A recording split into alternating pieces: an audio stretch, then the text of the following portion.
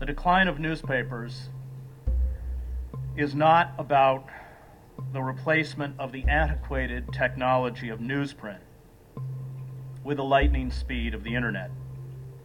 It does not signal an inevitable and salutary change. It is not a form of progress. The decline of newspapers is about the rise of the corporate state, the loss of civic and public responsibility on the part of much of our entrepreneurial class, and the intellectual poverty of our post-literate world, a world where information is conveyed primarily through rapidly moving images rather than print. All these forces have combined to strangle newspapers, and the blood on the floor is disheartening.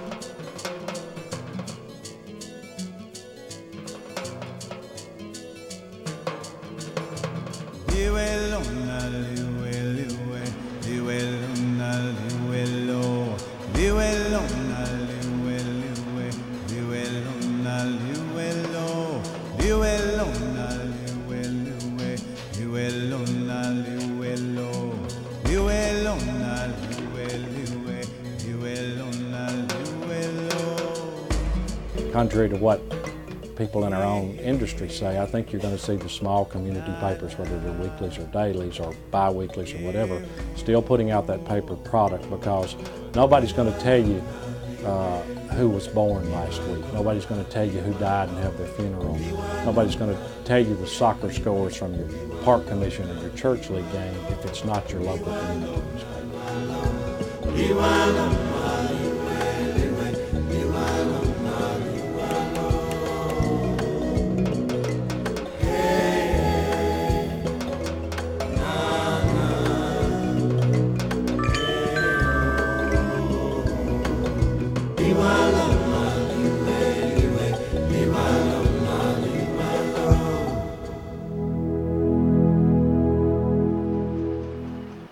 It's not the only newspaper in town, but the Oxford Eagle has been a part of this North Mississippi community since 1865. For its first 106 years, the Oxford Eagle was a weekly publication, but in 1971, it became a Monday through Friday afternoon daily.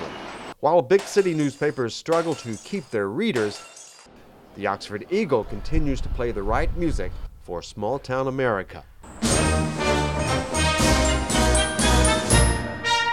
Well, this is the only kind of size paper I've ever worked for, actually. I've done internships with larger papers, but I like this size because you get to be part of a community. You feel like you're actually connecting with people, and it's not an insane amount of work. You are working hard, but you know, at larger city papers, you don't have a life. I think, you know, when you're in journalism school, you're taught so much about the craft of writing and reporting, and so this is more the emphasis, but once you get out, it becomes more about the relationships that define your work and the role that you have in your community. So even though my role may change, I mean, Oxford is home, and I hope that that feeds into our work that we do, that we're not just people who have a job here, but we very much call this place home. It's like a... I don't know, I got a picture of it. No. No, it being a small town paper, it's very cool that I can have one-on-one with my publishers. And I mean, we literally work an office down from my publisher, and my editor's office is 5 steps from mine. You know every single person. I don't believe it. It's obviously a great job to have if you like sports. It's a great job. It's a great city to work at because you got SEC football or SEC sports, along with some of the high school stuff, so you can get a little break, you know, a little variety. It becomes an even better job when the teams are winning. Yeah!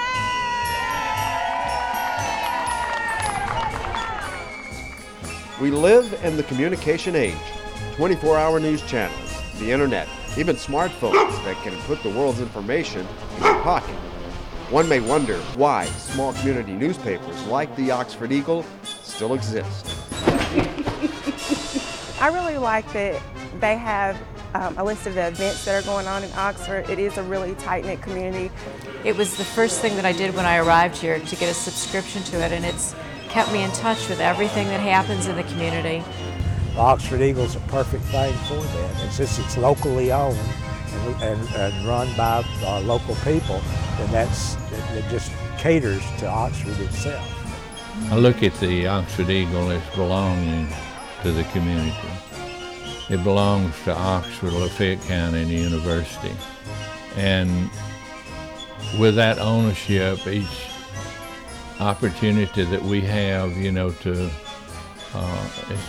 as far as putting out a quality product each day, this is our goal. Happy 4!